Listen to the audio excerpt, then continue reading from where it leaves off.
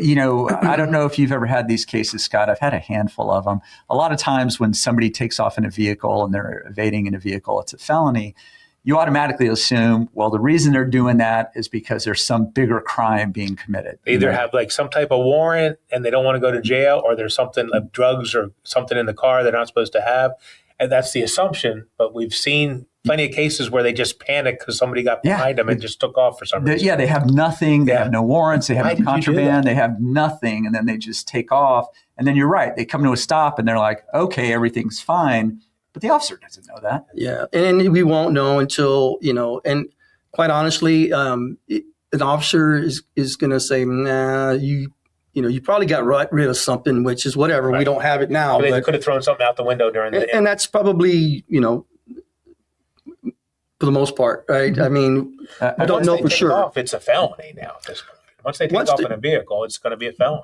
Okay. And then that's where again, you pursue if you're given the authority to pursue. And if not, then you don't. And then I think a lot of officers, there was a time where the transition was taking place where they were doing, they were coming down, not coming down, but they were like not allowing some pursuits to take place. Mm-hmm. And I think, you look at it from both perspectives. I know I do now, being older and with the years that I had, in some cases it might've been better to pursue and probably most it was okay not to.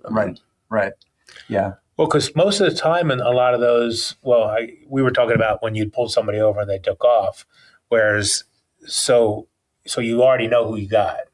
Correct. Where somebody just never pulls over, you know who the car is registered to, but you don't necessarily know who's inside the vehicle. And sometimes that can be an issue too, because when plates are stolen and you run it and whoever they were stolen from, you just don't know that their plate was stolen until you call them and says, hey, do you know? And I've done this several times too. Mm-hmm. Says, are you missing a plate? Goes, no, I don't think so. And they go outside and they go, holy crap, my plate's gone. I say, well, we have it over here.